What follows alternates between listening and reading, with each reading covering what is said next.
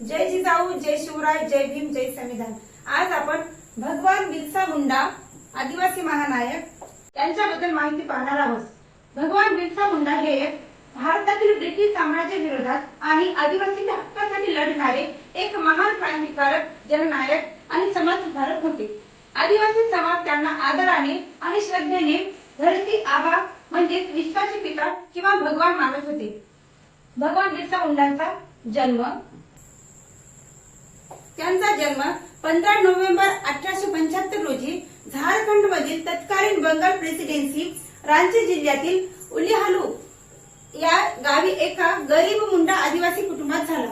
त्यांचे माता पिता, त्यांच्या वडिलांचे नाव सुगना मुंडा आणि आईचे नाव कर्मी मुंडा असे होते। त्यांचे शिक्षण बिरसा मुंडा लहानपणापासूनच अतिशय हुशार होते। त्यांचे प्राथमिक शिक्षण सालगा गावात झाले। पुढील शिक्षणासाठी त्यांनी साईबासा येथील जर्मन मिशन स्कूल मध्ये प्रवेश घेतला। तेथे शिक्षणासाठी त्यांना ख्रिश्चन धर्म स्वीकारावा लागला आणि त्यांचे नाव डेव्हिड ठेवण्यात आले होते। त्यानंतर असे पाहता येते, धार्मिक आणि सामाजिक प्रबोधन। मिशनरी शाळांमध्ये आदिवासी संस्कृतीची होणारी निंदा आणि सक्तीचे धर्मांतर पाहून बिरसा मुंडा यांचे मन विटले। त्यांनी ती शाळा सोडली आणि ते पुन्हा आपल्या मूळ संस्कृतीमध्ये वळले। त्यानंतर बीरसाई पंथाची स्थापना।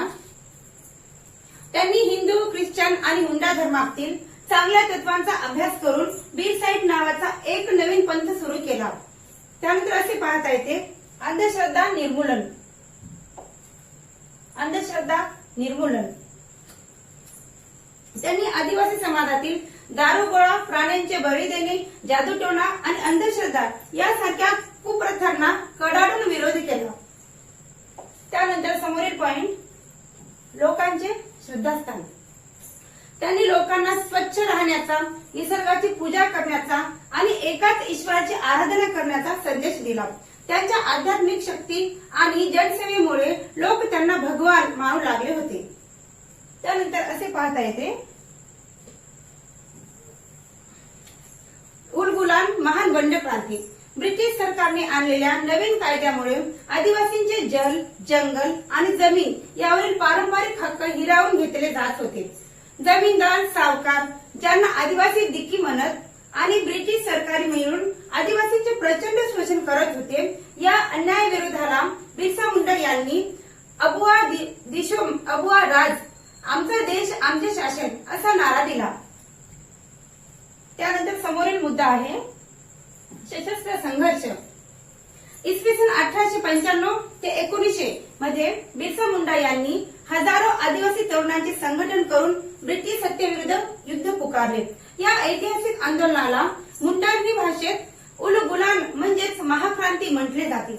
आदिवासींनी पारंपरिक तीर कमट्यांच्या जोरावर ब्रिटिशांच्या आधुनिक शस्त्रास्त्रांचा आणि पोलिसांचा सामना केला।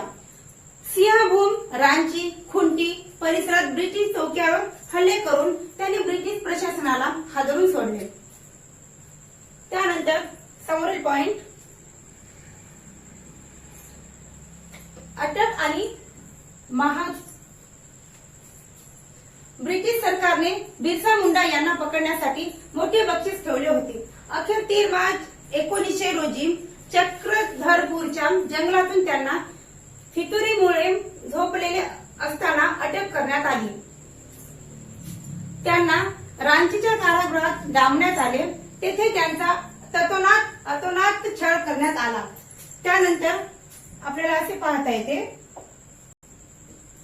महापरिनिर्वाण।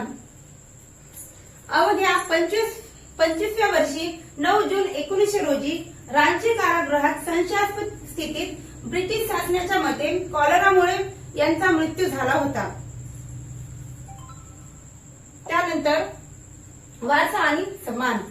भारताच्या संसदेच्या मध्यवर्गीय सभागृहात सेंट्रल हॉल चित्र लावण्यात आलेले बिरसा मुंडा हे एकमेव आदिवासींचे नेते आहेत।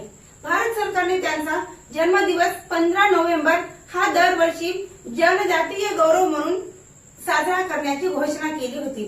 थोडक्यात सांगायचे म्हणजे काय, वयाच्या अवघ्या 25व्या वर्षी त्यांनी देशासाठी आणि आपल्या समाजासाठी दिलेले बलिदान आजही करोडो भारतीय भारतीयांच्या विशेषतः आदिवासी बांधवांना प्रेरणा देते असे बिरसा मुंडांची इतिहास आहे. जय जिजाऊ, जय शिवराय, जय